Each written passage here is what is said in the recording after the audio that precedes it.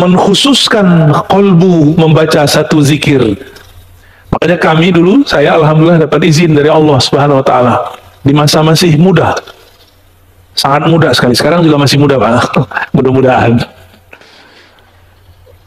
Sekitar umur 13 tahun kita itikaf cuma ngamalin zikir Allah, Allah, Allah. Itu aja yang saya amalkan. Sekitar 40 hari kita cuma zikir Allah, Allah. Nikmatnya bukan main. Ya. Itulah saya merasakan sholat itu nikmat, baca Quran itu setelah 40 hari nikmat. Selama 40 hari saya cuma boleh baca Quran, baca ba'da asar sebelum maghrib. Aslinya pun dilarang kalau bukan orang santri, karena kita santri diizinkan supaya fokus, karena nanti setelah itu juga ada namanya khalwat Quran, khusus Quran aja. Sebelum khalwat Quran, berkhalwatlah dengan yang menurunkan Al-Quran, maka akan terasa syahdu kalau baca Quran.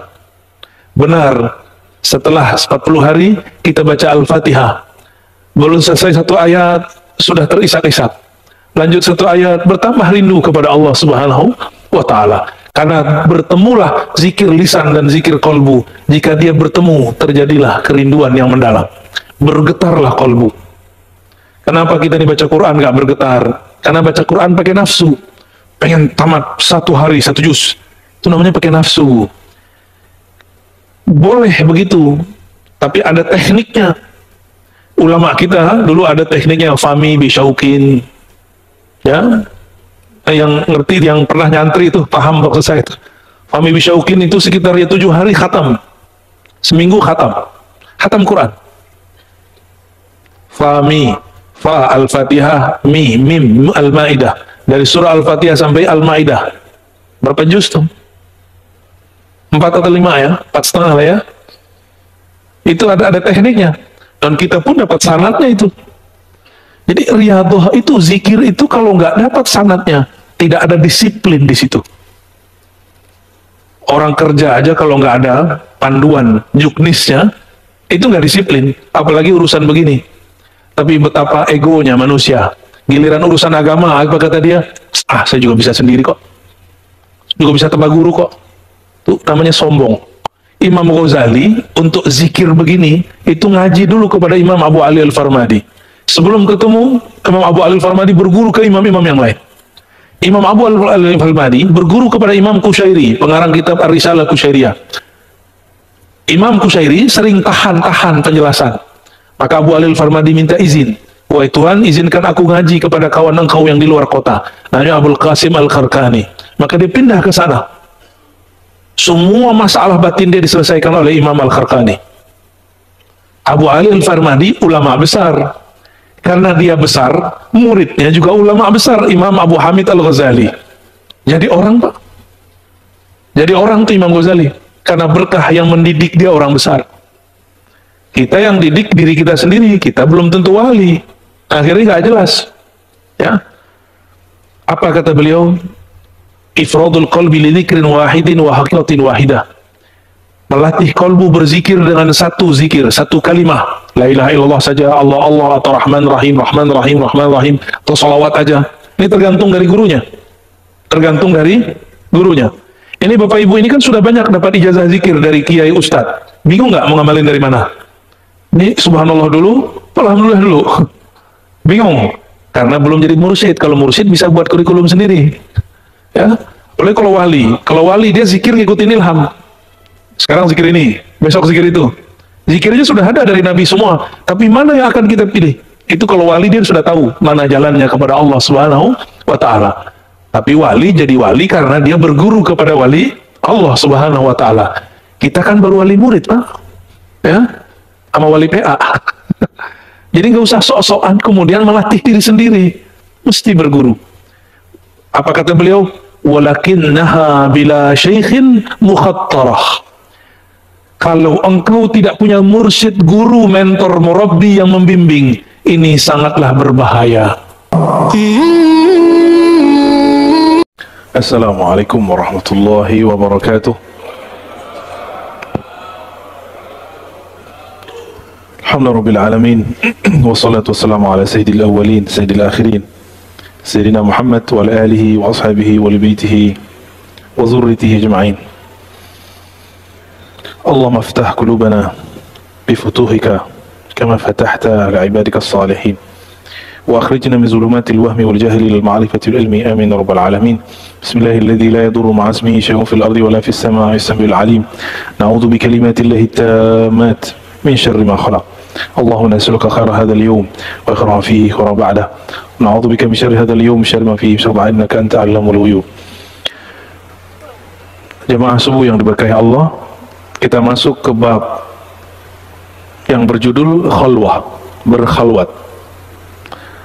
Berkhalwat secara bahasa berarti menyepi, bersunyi-sunyi, ya. Khalwat itu bersunyi-sunyi, itu bahasa konyolnya lah, ya. Karena kalau khala artinya sesuatu yang sunyi, sepi. Ini adalah salah satu daripada ruknut tariq, salah satu daripada rukun tariqah, rukun tasawuf. Jadi kalau orang belajar tasawuf cuma ngaji-ngaji kitab, itu belum disebut bertasawuf. Cuma baca-baca wirid, belum. Cuma diskusi-diskusi, belum, masih jauh. Kalau cuma ngaji kitab namanya ilmu tasawuf. Di kampus banyak profesor doktor pakar ilmu tasawuf. Di pesantren banyak kiai-kiai ngerti kitab tasawuf, tapi apakah dia bertasawuf belum tahu. Maka jangan heran beberapa kiai-kiai yang tidak bertasawuf secara amali, mereka sering malah mengejek ahli-ahli zikir. Usah belajar zikir, tergila. Para kiai macam apa begitu tuh, ya? Berhenti aja jadi kiai, ya. Kalau nggak mengerti, uskut, falyakul khairan au liyasmut. Itu sunnahnya. Kita coba lihat penjelasan daripada Imam Zarruq. Imam Zarruq ini salah satu mujaddid dalam ilmu kerohanian. Dia pakar mazhab Maliki dan menguasai tarekat Sufi. Thariqahnya namanya Syaziliyah. Beliau punya kitab banyak dan sangat bagus sekali, bisa menjadi jawaban bagi orang yang bertanya tentang apa itu tasawuf. Judul kitabnya Qawaidut Tasawuf, kaedah-kaedah tasawuf. Semua persoalan tasawuf dia jawab. Kata orang kalau udah sufi gila, dia jawab. Kata orang kalau sufi itu nanti meninggalkan dunia, dia jawab. Itu nggak benar semua. Kata orang kalau sudah jadi wali nggak sholat, itu nggak benar semua. Dijawab dengan dalil yang kuat.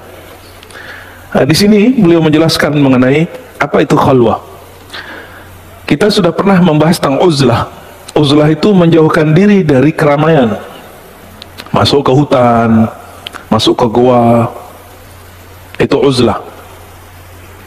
Salah satu perintah di akhir zaman, kalau tidak mengerti peta fitnah akhir zaman, dianjurkan untuk uzlah, ke gunung-gunung, ke hutan-hutan, supaya tidak terkena kekacauan akhir zaman. Cuma dasar iblis berbaju ustadz, manfaatin ustadz yang bahas akhir zaman. Akhirnya mereka sekarang lagi buat rumah akhir zaman. Gimana buatnya? Buatnya tengah bukit atau tengah kebun, buat perumahan. Itu bukan yang Nabi maksud. Yang Nabi maksud itu sendiri, pergi ke dalam hutan sendiri.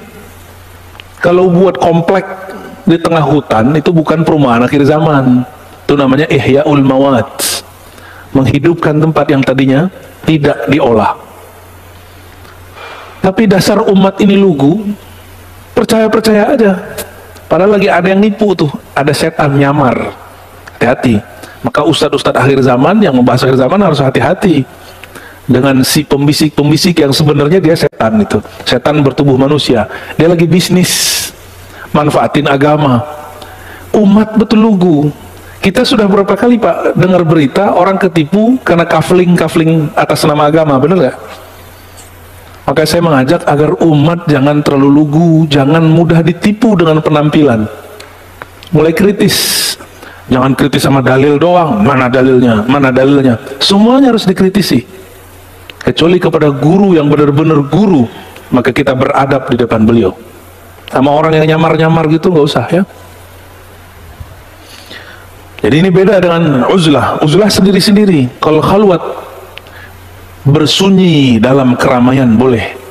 Masjid ini mungkin tidak cocok untuk tempat khalwat, tapi kalau musola-musola itu sangat cocok. Ya, al-khalwah akhassu min al-uzlah wa hiya wib'ijha wa suratiha naw'un min al-i'tikaf.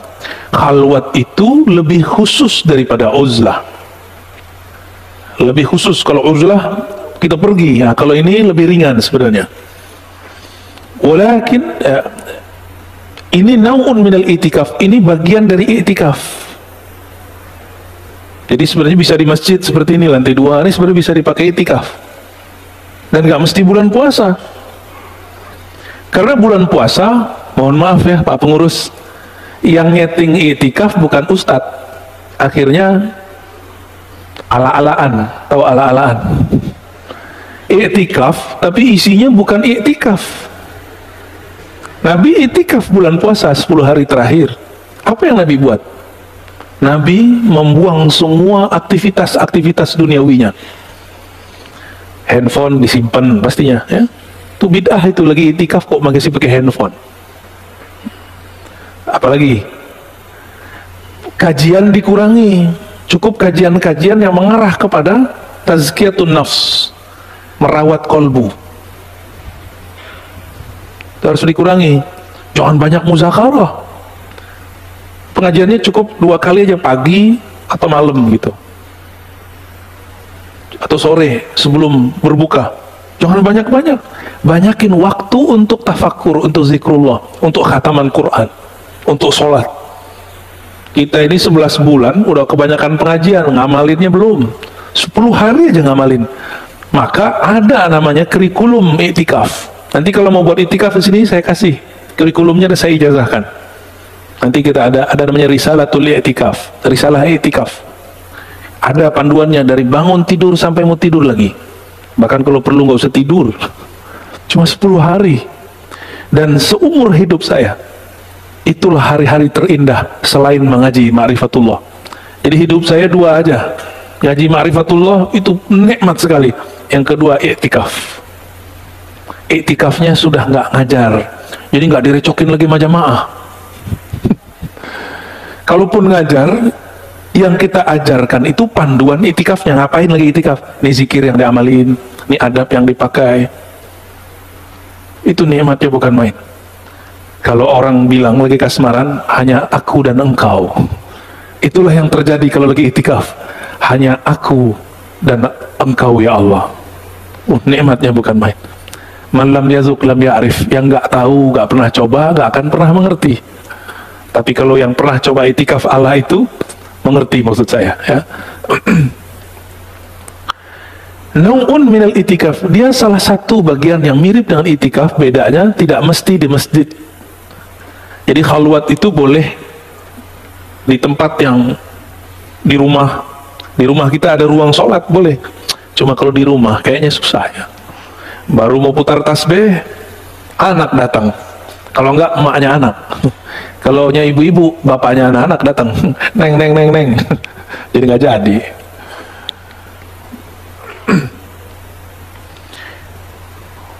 Walakin la fil masjid wa rubba kanat fi. Boleh di masjid, boleh di luar masjid. Nabi sebelum beliau bertugas jadi seorang rasul, beliau sudah nabi. Di mana beliau berkhalwat? Goa Hira. Nabi Musa Tur Sina. Nabi Yunus Goa Nun, perut ikan. Semuanya berkhalwat. Maka saya sangat menyarankan kepada santri-santri yang mau dikader jadi dai, dia harus belajar khalwat kepada mursyid-mursyid thariqah, supaya mata nggak hijau melihat amplop sama ngelihat jamaah. Bagi dia sama aja, mau jamaah banyak mau sedikit sama. Kalau si dai ini tidak kenal Allah, tidak mengenal bahwa Allah ini maha memberi rezeki, maka dia marah jika kurang dihargai dengan amplop yang tipis. Ini serius Pak. Tapi kalau dia kenal Allah, dia datang ke tempat bahkan nggak dikasih apresiasi apa-apa, nggak dikasih honor, dia tahu rezekiku tidak kemana. Berarti setelah ini akan ada ghanimah di tempat lain. Itu kalau dia kenal Allah. Cuma kalau nggak kenal Allah, ya salam. Jadi masjid dipandang lewat amplop. Mohon maaf, ini curhat para ustadz. Ya orang masjid jangan uji juga ustadz. Antum bukan yang uji ustadz, yang uji ustadz itu Allah langsung ya. Tapi kalau itu kejadian para dai, dia kalau sudah sering berkhalwat bersama Allah, maka dia akan lebih kenal kepada Allah. Kalau dia sudah kenal Allah, dia sudah tahu pola-pola Allah memberi rezeki. Ya. Jadi jangan jadi ustadz dai penceramah dulu kalau belum pernah khalwat.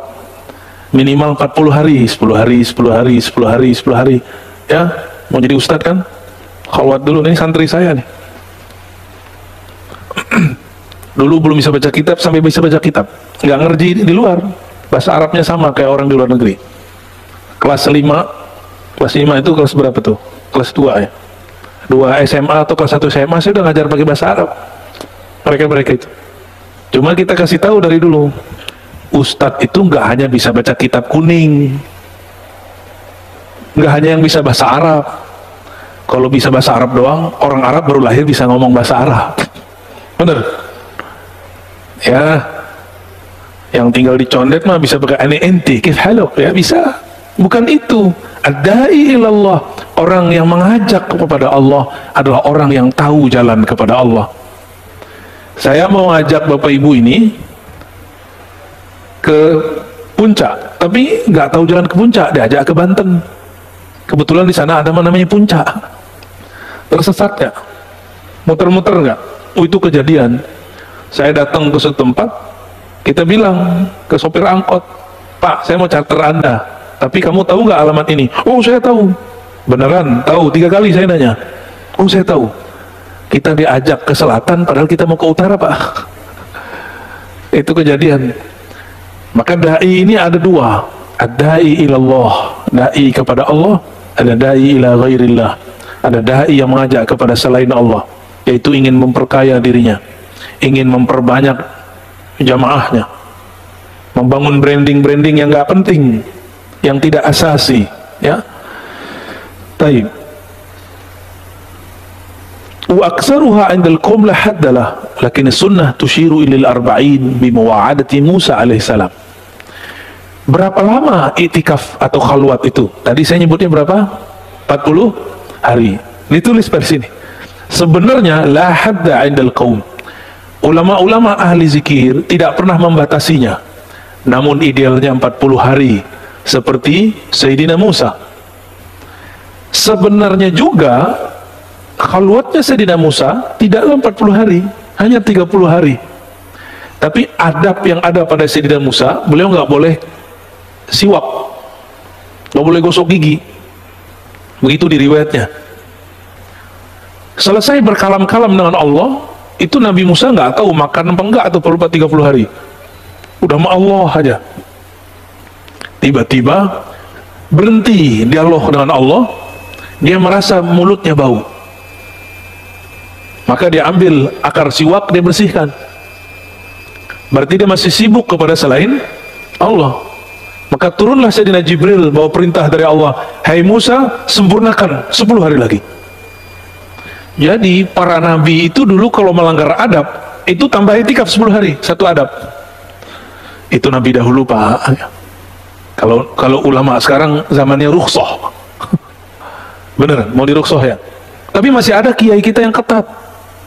Ya, di Banten ada Abu Yamun Fasir, ya. Itu kalau datang cuma minum air putih. Berapa hari? 14 hari. Ajib. Itu beliau orang lama hidup di zaman modern, gitu-gitu. Paham maksudnya? Itu orang harusnya hidupnya di zaman sebelum Nabi Muhammad, tapi adanya sekarang Pak. Itu yang disebut salaf beneran tuh, ya. Orang salaf tuh begitu.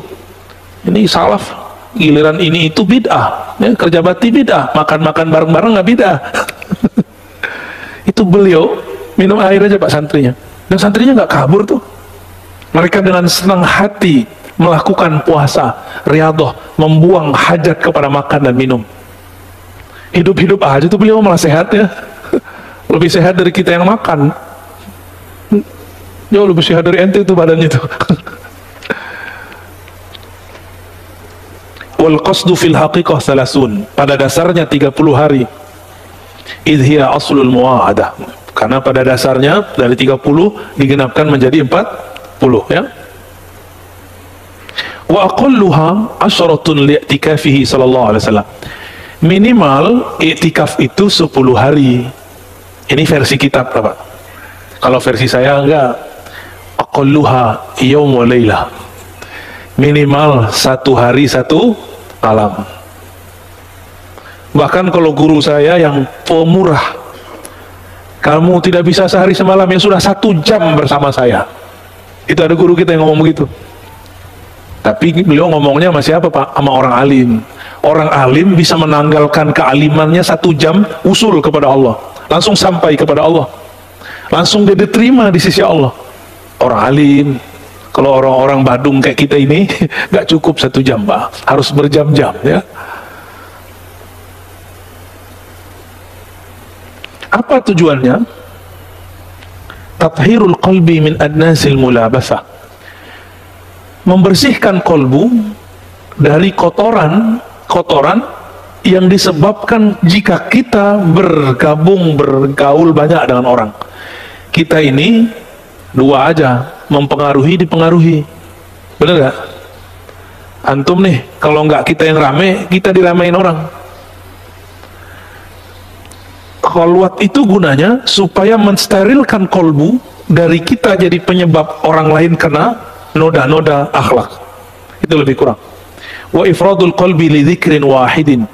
Lalu, ini yang tidak ada pada itikaf zaman now. Zaman now itu, lagi-lagi saya katakan, karena yang nyeting itikafnya, yang buat kurikulum itikafnya tidak pernah itikaf yang bersambung sanad itikafnya di Rasulullah. Jadi itikaf itu ada ijazahnya dari Rasulullah kepada sahabat, terus sampai kepada mursyid zaman sekarang. Tiba-tiba ada ustadz pengurus masjid buat itikaf, lah sanadnya dari mana? Akhirnya buat ala-alaan tadi. Padahal kalau itikaf tidak hanya kemudian meninggalkan kesibukan duniawi, tapi ada tambahannya. Ifradul qalbi li zikrin wahid.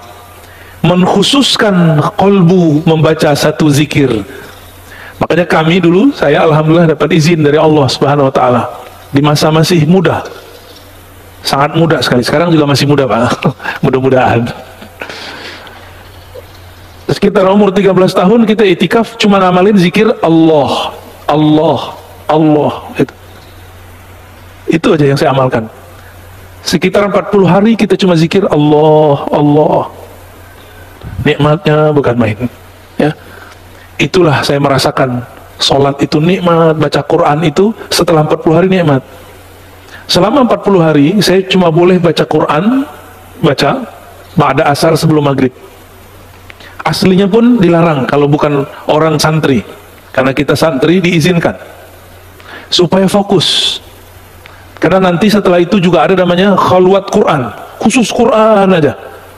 Sebelum khalwat Quran, berkhalwatlah dengan yang menurunkan Al-Quran, maka akan terasa syahdu kalau baca Quran. Benar, setelah 40 hari kita baca Al-Fatihah, belum selesai 1 ayat sudah terisak-isak, lanjut 1 ayat bertambah rindu kepada Allah Subhanahu wa ta'ala. Karena bertemulah zikir lisan dan zikir kolbu. Jika dia bertemu, terjadilah kerinduan yang mendalam, bergetarlah kolbu. Kenapa kita dibaca Quran gak bergetar? Karena baca Quran pakai nafsu, pengen tamat 1 hari 1 juz, itu namanya pakai nafsu. Boleh begitu, tapi ada tekniknya. Ulama kita dulu ada tekniknya, Fahmi Bisyaukin, ya, yang ngerti, yang pernah nyantri itu paham maksud saya itu. Fahmi Bisyaukin itu sekitar 7 hari khatam, seminggu khatam Quran. Fahmi, Fa Al-Fatihah, Mim Al-Maidah, dari surah Al-Fatihah sampai Al-Maidah. Berapa juz tuh? 4 atau 5 ya, 4,5 lah ya. Itu ada tekniknya. Dan kita pun dapat sanadnya itu. Jadi riyadhah itu, zikir itu kalau nggak dapat sanadnya, tidak ada disiplin di situ. Orang kerja aja kalau nggak ada panduan juknisnya, itu nggak disiplin. Apalagi urusan begini. Tapi betapa egonya manusia. Giliran urusan agama, apa kata dia? Saya juga bisa sendiri kok. Juga bisa tebak guru kok. Itu namanya sombong. Imam Ghazali untuk zikir begini itu ngaji dulu kepada Imam Abu Ali Al-Farmadi. Sebelum ketemu Imam Abu Ali Al-Farmadi berguru ke imam-imam yang lain. Imam Abu Ali Al-Farmadi berguru kepada Imam Kusyairi, pengarang kitab Ar-Risalah Kusyairiyah. Imam Kusyairi sering tahan-tahan penjelasan. Maka Abu Ali Al-Farmadi minta izin. Wahai Tuhan, izinkan aku ngaji kepada kawan engkau yang di luar kota. Namanya Abul Qasim Al-Kharkani. Maka dia pindah ke sana. Semua masalah batin dia diselesaikan oleh Imam Al-Kharkani. Abu Ali Al-Farmadi ulama besar. Karena dia besar, muridnya juga ulama besar, Imam Abu Hamid Al-Ghazali. Jadi orang, Pak. Jadi orang tuh Imam Ghazali. Karena berkah yang mendidik dia orang besar. Kita yang didik diri kita sendiri, kita belum tentu wali. Akhirnya nggak jelas. Ya. Apa kata beliau? Ifradul qalbi li dzikrin wahidin wa haqiqatin wahidah. Melatih kolbu berzikir dengan satu zikir, satu kalimah. La ilaha illallah saja, Allah Allah, atau Rahman Rahim, Rahman Rahim, Rahman Rahim, atau salawat aja. Ini tergantung dari gurunya. Tergantung dari gurunya. Ini Bapak Ibu ini kan sudah banyak dapat ijazah zikir dari kiai ustadz. Bingung nggak mau ngamalin dari mana? Ini subhanallah dulu, alhamdulillah dulu. Bingung karena belum jadi mursyid. Kalau mursyid bisa buat kurikulum sendiri. Ya, apalagi kalau wali dia zikir ngikutin ilham. Sekarang zikir ini, besok zikir itu. Zikirnya sudah ada dari Nabi semua. Tapi mana yang akan kita pilih? Itu kalau wali dia sudah tahu mana jalannya kepada Allah Subhanahu wa Ta'ala. Tapi wali jadi wali karena dia berguru kepada wali Allah Subhanahu wa Ta'ala. Kita kan baru wali murid, Pak. Ya, sama wali PA. Jadi nggak usah sok-sokan kemudian melatih diri sendiri. Mesti berguru.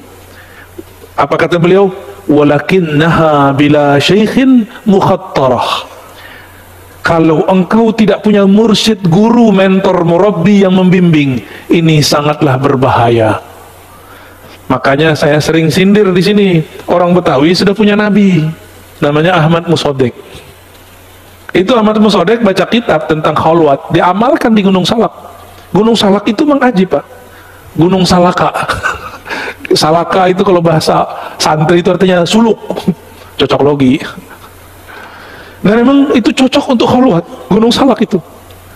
Namun kalau tidak ada yang membimbing, ya ujung-ujung begitu, dapat naik pangkat dia. Dari orang biasa jadi nabi. Itulah nabi ke-26 di Indonesia ya. Masya Allah. Walaha futuhun azim wa qad la tasihhu bi aqwam falya'tabir kullu ahadin biha halah. Khalwat itu, riyadhah khalwat itu ada futuh azim, ada penyingkapan yang luar biasa kalau dilakukan. Ini ilustrasi. Santri belajar atau siswa belajar di rumah sama di sekolah, beda gak? Sekolah itu sama seperti khalwat. Ada kurikulumnya, ada gurunya. Lebih cepat biasanya anak itu faham di pesantren daripada di rumah. Makanya sampai sekarang kiai-kiai faham. Akhirnya dibuatlah pesantren menjadi tempat isolasi. Maksudnya apa? Jadi anak-anak nggak usah belajar di rumah, isolasikan di pesantren. Maka Bapak Ibu nggak usah sok-sok protokoler. Kalau anaknya pesantren, Mas biarin aja di situ. Karena di pesantren itu aman. Jangan sok-sok. Ntar tukang dapurnya gimana? Ntar ininya gimana? Udah itu beres sudah, ya.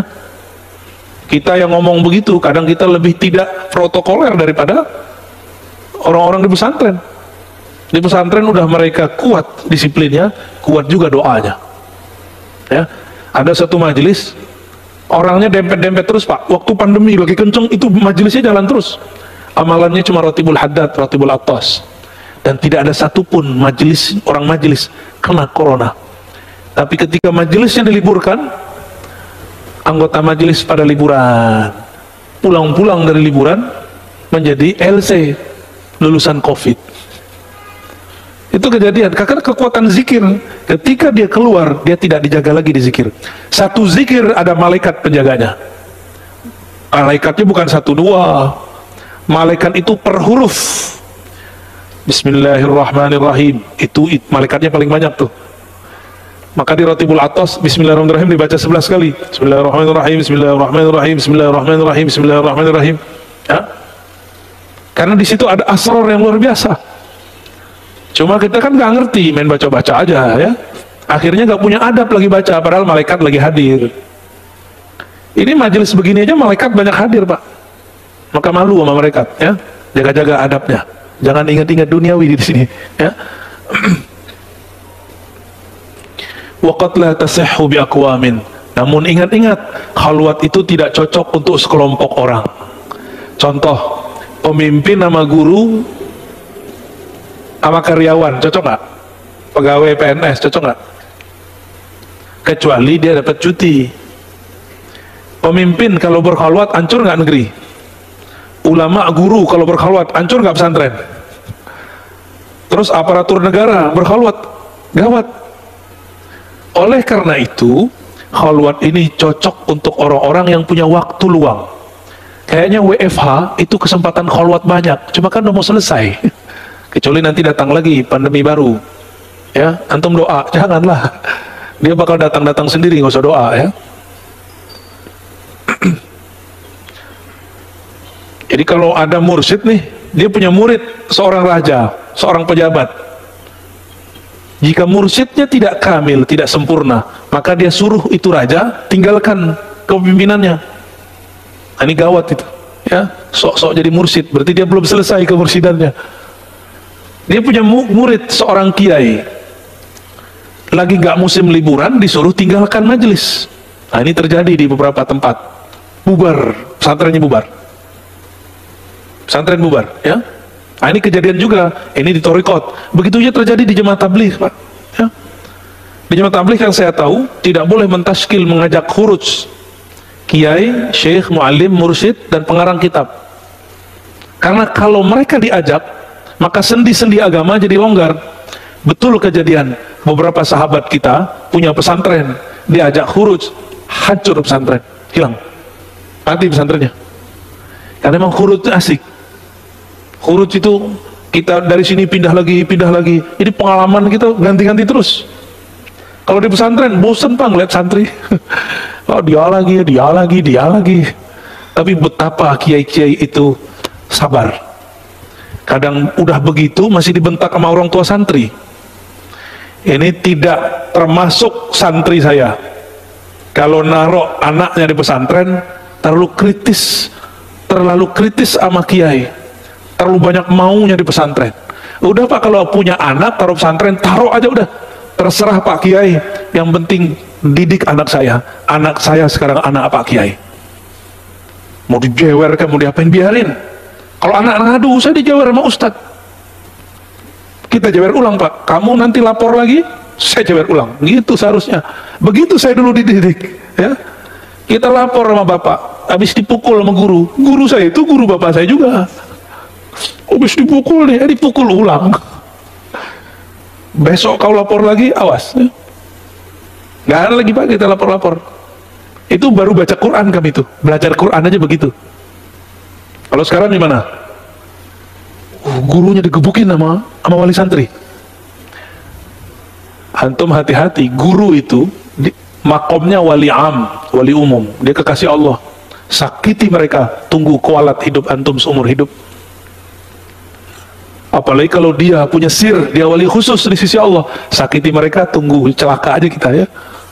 Ini bukan nakut-nakutin, emang menakutkan. Imam Bukhari itu guru,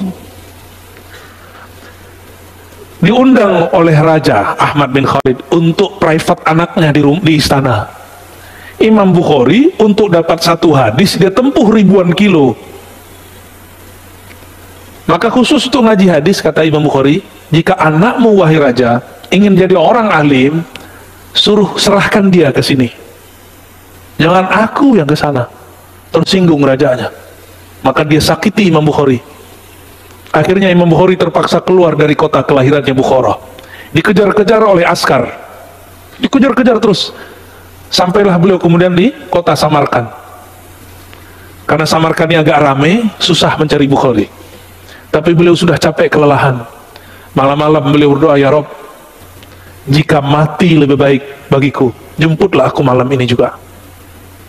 Jika hidup lebih baik bagiku, panjangkan umurku.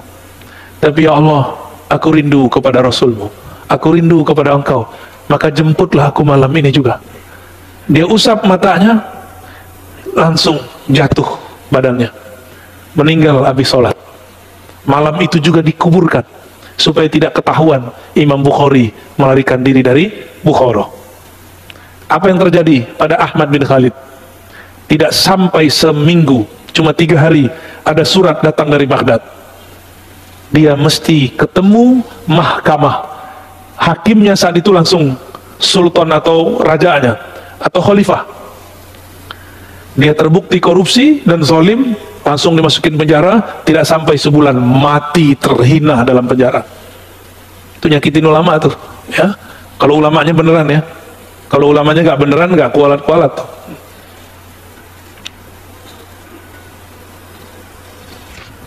Udah sejam.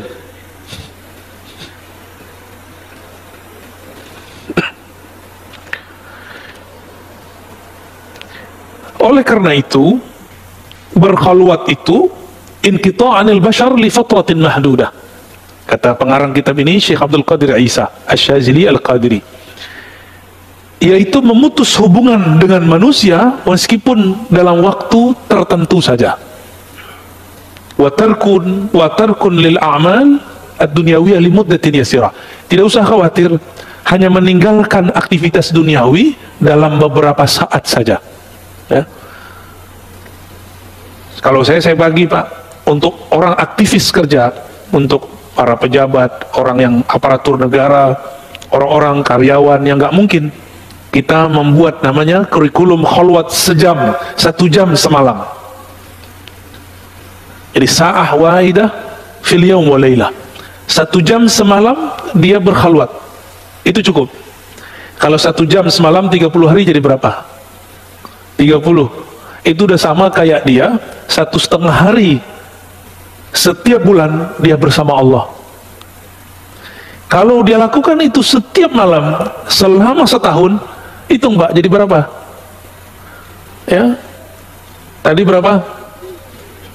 30 kali 12 berapa? Ya, lumayan, ya. Lumayan itu. Ditambah 10 hari. Gak dapat cuti 10 hari, 5 hari. Gak dapat 7 hari, 3 hari. Gak dapat, ya sudahlah, malam Lailatul Qadar aja. Ya, begitu kita mudahkan, tinggal nanti maunya, ya. Mau nggak mengamalkannya nanti, ya. Nanti insya Allah Ramadan saya kasih panduannya di sini, ya. Kasih panduannya, kita kasih daurahnya sebelum Ramadan atau pas pertengahan Ramadan, silakan nanti diamalkan, insya Allah. Teringetin ya Basit, ya, biar beramal itu ada panduannya. Karena kalau di tempat saya nggak muat, Pak, tempat kita masih kecil, tempat kita cuma ruku, nggak mungkin itikaf di situ banyak-banyak, ya. Ya, semoga ntar ada tempat yang bisa kita jadiin tempat ngaji plus tempat khalwat, insya Allah, ya. Jadi nggak hanya ngaji-ngaji doang kita, tapi kita juga praktek langsung, insya Allah, walaupun cuma 1 jam setiap hari, ya. Bapak Ibu seneng nggak nonton satu judul, ya, filmnya kita suka genrenya. Khalwat itu kalau sudah tahu tekniknya mirip kayak nonton, tahu-tahu sudah 2 jam gitu, tahu-tahu udah sehari semalam. Ada orang teman saya kerjanya nonton terus dibayar, Pak, tahu-tahu udah 2 hari dapat duit, kan enak tuh, ya.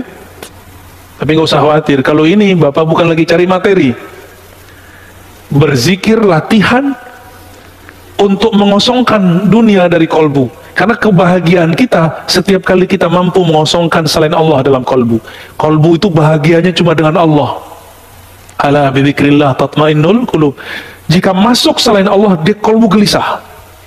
Masuk titik baru lagi, digelisah, begitulah terus. Maka setiap kali orang mampu mengeluarkan noda hitam di kolbunya, ini bahasanya agak vulgar, rasanya mirip seperti orgasme. Inilah yang bikin candu dalam riyadhah. Inilah yang bikin candu dalam khalwat. Inilah yang membuat ahli zikir tidak meninggalkan zikirnya, yang membuat ahli khalwat tidak mau meninggalkan mihrabnya. Ya, kalau orang tadi nggak mau lepasin nikahnya karena itu kan, salah satunya sama ini, persis sama, bahkan lebih nikmat, alazzu wa atam. Ya,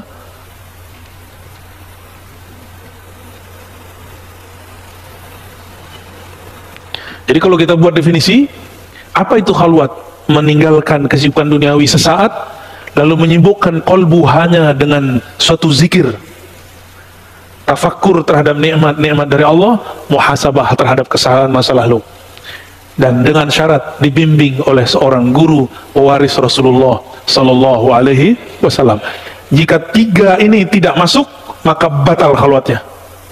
Tiga, meninggalkan aktivitas dalam waktu tertentu.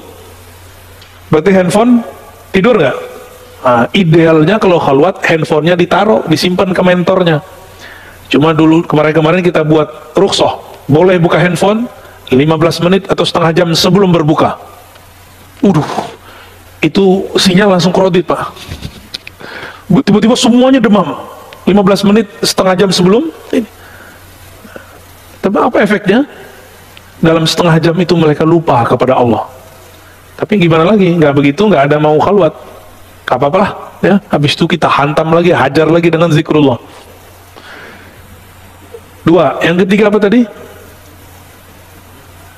Yang pertama meninggalkan, yang kedua tadi zikir khusus, yang ketiga dibimbing oleh seorang guru. Ya, guru ini misalnya punya tim, nah dibimbing oleh tim-tim dia ini yang sudah punya pengalaman. Insya Allah khalwatnya, itikafnya nanti berefek ke dalam diri. Ya.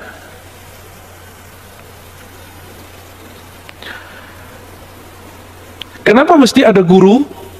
Kalau kita ada was-was, nanti tinggal tanya kepada guru. Oh, ternyata orang kalau lagi khalwat, tidak semuanya mulus. Ada tipe-tipe orang yang dia khalwat, tapi pikirannya masih jalan. Di saat dia berkhalwat, apa yang terjadi? Was-was muncul.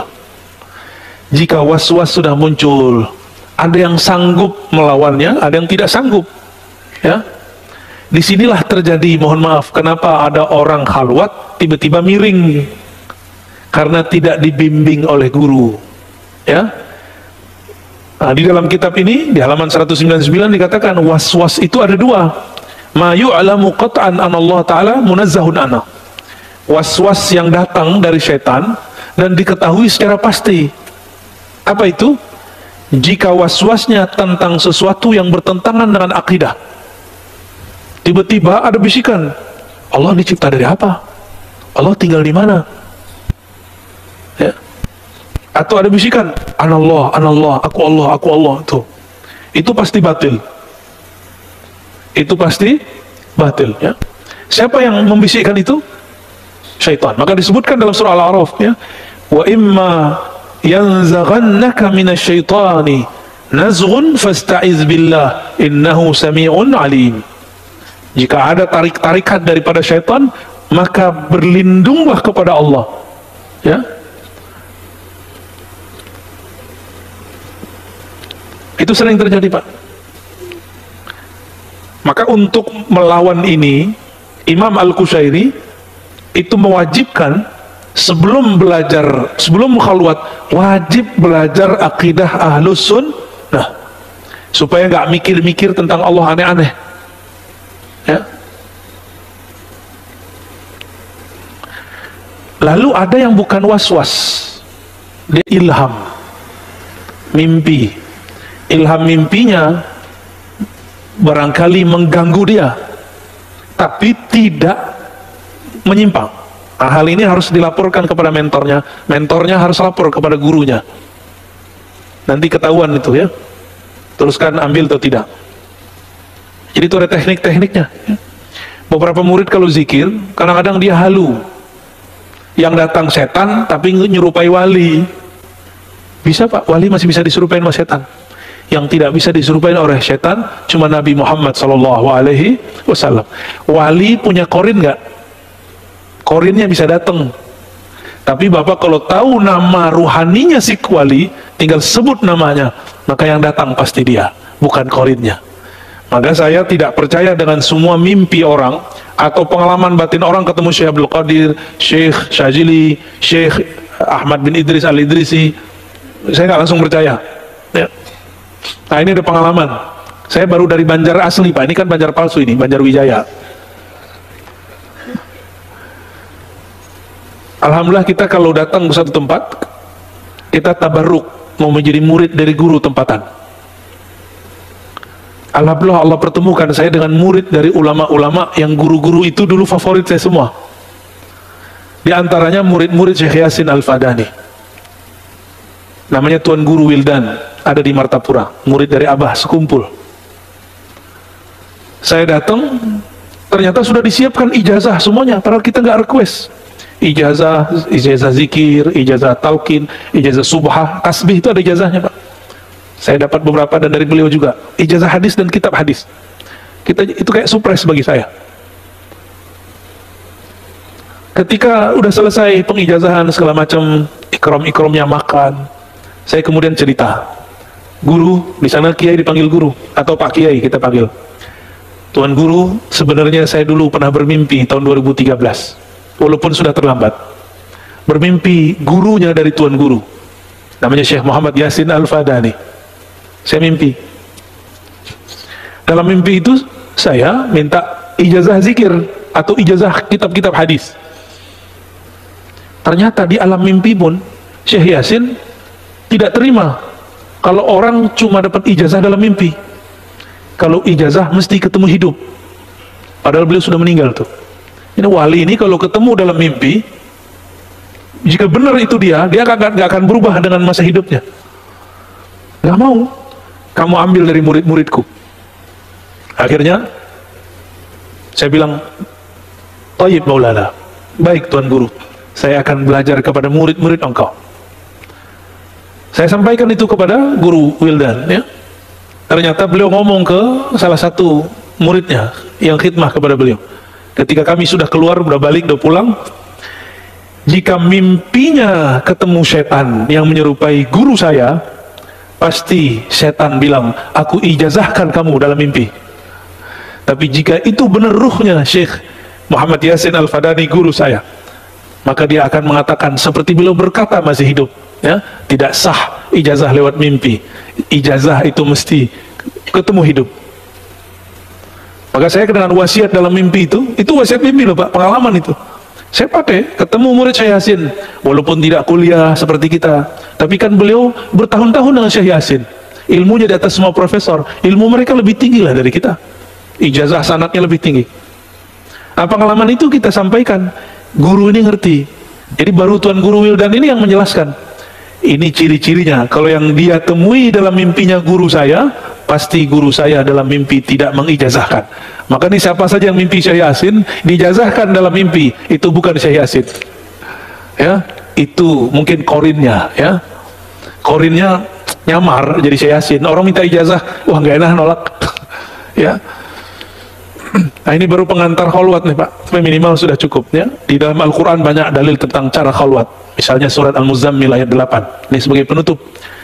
Wazkur isma rabbika wa tabattal ilaihi tabtila. Sebutlah nama Rabbmu, tinggalkanlah selainnya, fokuslah kepadanya. Itu yang disebut tabattul. Ini dalil berkhalwat. Surat Al-Muzammil ayat 8 ya. Tekniknya langsung ada, caranya langsung ada. Karena ini Nabi Muhammad, gurunya langsung Allah. Ada yang bisa langsung berguru kepada Allah? Hah? Kalau ya, antum aja jadi guru saya ya. Wassalamualaikum ala Muhammad. Assalamualaikum ya. Ada pertanyaan? Oh iya ya, fadal. Alhamdulillah, terima kasih Buya atas materinya. Kita lanjut sesi tanya jawab.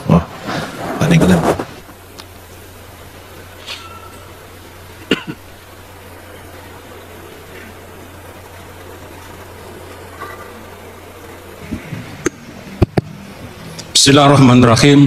Assalamualaikum warahmatullahi wabarakatuh. Buya, pertanyaan Buya. Ya, silakan. Ini ada bisik-bisik dari teman-teman. Katanya jin bisa dilihat tuh.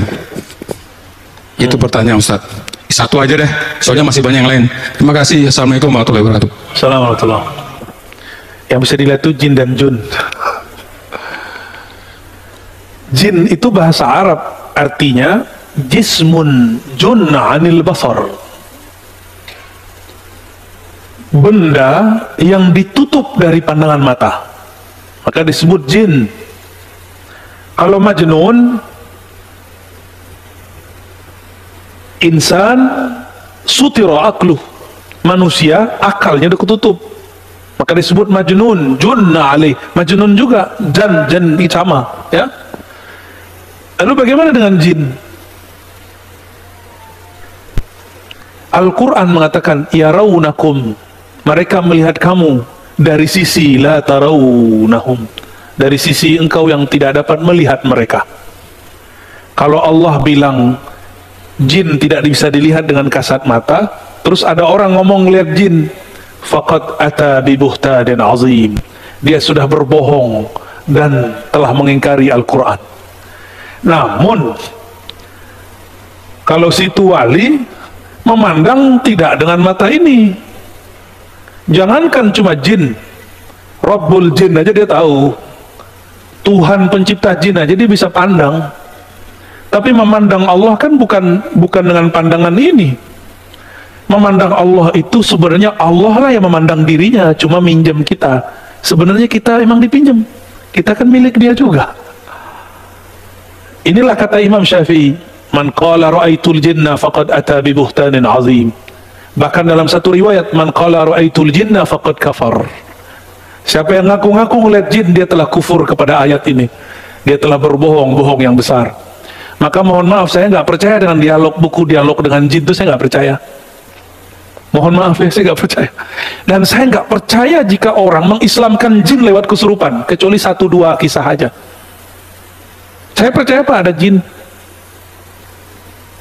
Maka kebanyakan ahli ruqyah harus kemudian emang kaji ulang lah. Kalau nggak sepakat dengan saya kan boleh-boleh aja. Apa benar yang ente islamkan itu jin? Kok kambuh lagi? Ya, banyak kan? Saya ketemu seseorang, dia sekarang ngaku sudah mengislamkan 1 juta jin. Dihitung benar sama dia.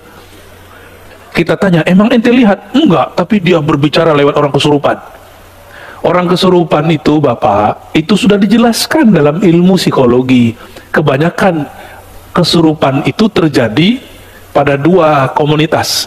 1 pelajar santri yang tertekan, kedua karyawan atau orang-orang yang tugas sejenis karyawan yang banyak tugasnya.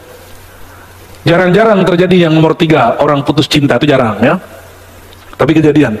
Berarti secara psikologi itu orang stres. Orang stres kebanyakan. Orang kesurupan itu stres. Namun ada kejadian di luar itu, karena pernah belajar ilmu-ilmu kebatinan. Namun kapan jinnya masuk? Jika dia stres. Kepikiran dikit bab kuliah, belajar langsung stres, keluarlah jinnya. Itu pengalaman-pengalaman kita ketemu orang-orang kesurupan. Ya, saya nggak percaya tuh, karena nggak bisa dilihat. Kan bisa aja dia ngibulin, aku bersaksi tidak Tuhan selain Allah, ya suara doang dilain-lainin ya. Kawan kita ada yang pura-pura kesurupan Pak dulu, suaranya dilain-lainin, matanya dibolak-bolak tuh. Pas kita udah mau tamat semua, dibuka ceritanya, itu dulu saya pura-pura kesurupan. Lain lagi kalau ke satu wilayah di Tiongkok sana, saya nggak usah cerita. Itu TKW stres karena sibuk bekerja setiap pekan. Kalau ada ustadz muda datang, muda nih ustadznya, itu pengen dipegang modus atau pengen dibaca-bacain, pura-pura kesurupan, pura-pura juga. Ada yang beneran Pak, tapi kebanyakan pura-pura juga. Yang penting dipegang dikit sama ustadznya, langsung tenang ya, sama aja modus. Itu jinnya jin melambai itu ya.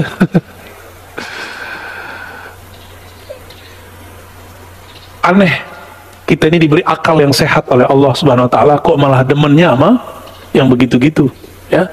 Pengen lihat jin Pak, mau lihat jin serius beneran, antum nggak puas jadi manusia? Nabi Syis itu tugas risalahnya memagari pandangan manusia dari jin. Dulu sebelum Nabi Syis, Nabi Adam sama setan itu kayak gini Pak, ngelihat. Jadi kalau Bapak ini markir, dia markir juga.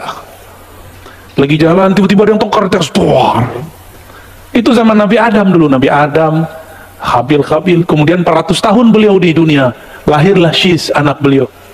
Nabi Syis dapat sir dari Nabi Adam, ilmu asma. Salah satu ilmu asma itu memagari manusia dari jin. Maka Bapak nggak lihat kan di samping Bapak ada jin? Ada Pak, samping Bapak jin. Ada. Tapi lebih banyak malaikatnya. Di rumah Bapak banyak jin kok. Itu kan terjadi horor kalau saya ceritain. Ya. Tidak ada satu jengkal di muka bumi kecuali ada makhluk Allah. Apakah itu malaikat, jin, atau binatang-binatang kecil? Ada semua. Gak usah dicari-cari Pak. Syaitan yajri majrad dam. Syaitan mengalir di pembuluh darah. Gak usah dicari. Kadang kita lah setannya. Bapak ini nggak perlu melihat jin untuk ketemu setan. Ngelihat manusia bisa, ketemu setan bisa. Ya gitu ya. Tolong jangan minta-minta ketemu jin. Nyesek nanti. Kok bidzalika satrun nas. Bapak nggak kuat Pak. Jin itu hobinya tengkar karena sifat anasirnya anasir api. Maka jin itu nggak akan mati kalau nggak tengkar dengan jin yang lebih sakti atau dibakar oleh manusia sakti. Jadi manusia bisa bakar jin Pak, bisa membunuh jin. Wali kualitasnya atau orang yang punya aurat ya. Gimana Basit? Cukup? Satu lagi Pak ya. Siapa? Pilihlah. Ya, urusan itu. Assalamualaikum warahmatullahi wabarakatuh. Ustaz, mohon maaf. Mana yang nanya siapa nih? Kalau Oke. ya. Ya, nama saya Abdul Qadir dari Samarinda Ustaz, yang memang saya sering juga salat di sini. Kalau kita melihat yang saya petik itu bahwa memang dunia ini penuh dengan gaib. Wa huwallahu bis samawati wa fil ardi ya'lamu sirrakum wa jahrakum wa ya'lamu ma taksibun. Di dalam juga salah satu dikatakan bahwa ad-dunya ilmun la yakrahuha illa alim. Nah ini mungkin sinkronisasi dengan zikir tadi. Ada zikir yang pernah saya juga belajar dengan salah seorang yang mungkin lebih alim dari saya, yang mengatakan begini, zikir itu ada 3. Pertama itu la ilaha illallah, terserah kamu berapa saja, di kala mana saja kamu katakan itu boleh. Bahwa setelah itu la ilaha illallah baru hu baru ah. Apakah ini kira-kira dibenarkan Ustaz? Mohon pencerahan. Terima kasih. Assalamualaikum warahmatullahi wabarakatuh. Nah inilah nestapanya. Punya guru nggak langsung nanya ke guru ya, nanyanya ke saya. Saya ini akhirnya nambal-nambal ban yang soak jadinya ya. Zikir la ilaha illallah tertulis, zikir hu Allah ada di Quran. Qul huwallahu ahad, huwallahu allazi la ilaha illahu. Ya, Allahu la ilaha illahu, ada semua. Hu Allah itu zikirnya masyru', disyariatkan, dibolehkan. Bagaimana zikir ah itu bukan bacanya Pak. Nanti kalau yang bacanya agak genit dikit bahaya itu. Itu bunyi dari nafas. Ih. Itu di kitab karena susah membunyiin nafas, bunyinya gimana, ditulisnya hamzah, alif, sama ha, nafas naik gitu ya, kalau dibunyiin gitu. Maka di Thariqat Burhamiyah, di Suqiyah di Mesir, orang masih zikir, ada zikir begitu kayak kesurupan Pak, tapi itu bukan kesurupan. Menurut saya, walaupun ada zikir begitu, itu kurang tepat kalau dibaca enggak. Itu maksudnya nafasmu isi dengan nama Allah. Hadapkan kolbu kepada Allah, setarakan, seiramakan dengan bunyi nafasmu. Sehingga itu memanggil Allah, itu memanggil Allah. Nafas naik, nafas turun, naik, turun, naik, turun ya. Kalau mengambil hembusannya, kalau penghembusannya. Itu maksudnya, itu tertulis dalam kitab An-Nafahat Al-Ilahiyah karya Al-Qutub Al-Kabir Syekh Muhammad Ibn Abdul Karim Samad. Beliau punya murid di Indonesia dulu, namanya Syekh Abdul Somad Palembani. Beliau punya murid juga Syekh Muhammad Arsyad Al-Banjari. Cuma di kitab sanad kita melihat Syekh Muhammad Arsyad kemudian dilengkapi kesempurnaan ijazahnya lewat Syekh Abdul Somad Al-Palembani. Ya. Begitu juga di Betawi dulu juga ada, ya. Dulu di Makassar ada, Bapak mungkin dulu nggak tahu Bapak Bugis itu mana? Bugis ya? Nah, mungkin orang Bugis dulu dapat juga tuh. Di kampung saya Sumatera Barat juga ada namanya Syekh Abdul Rahman Kumango, ngambil dari Madinah. Zikir tadi, nafas naik, nafas turun, nafas naik, nafas turun. Saya juga pernah belajar zikir itu ketika masih berumur, masih sangat belia. Tapi guru saya bilang, ini bukan namanya ini bunyi nafas yang sudah ada cinta kepada Allah Subhanahu wa ta'ala. Jadi jangan salah paham ya. Kalau nanti zikir dijadikan nama, itu setan yang masuk. Setan ketawa. Emang nama Allah. Itu filosofinya dari orang sakit, Pak. Orang sakit gimana? Itu benar gak? Dijelaskan oleh para imam kita. Itu adalah zikirnya orang sakit. Itu artinya ya Allah yang Maha Penyembuh. Gitu ya. Jadi orang kalau begitu lagi sakit jangan dilarang. Dia sedang melepaskan berat sakitnya. Jangan bilang kamu jangan begitu, bikin cemas aku. Biarin dia. Ya, itu cara zikirnya orang sakit. Demikian kira-kira udah 6:30. Di sini juga masih ada majelis lagi kajian sifat 20 di Simpruk Masjid Nurul Hidayah. Nurul Hidayah. Polis. Ya. Bagi yang ada waktu silakan gabung kajian sifat 20. Kajian pakai ini Pak. Kalau barusan kajian pakai dada. Insya Allah kita ketemu lagi. Wassalamualaikum warahmatullahi wabarakatuh. Tidak perlu salaman. Assalamualaikum warahmatullahi wabarakatuh.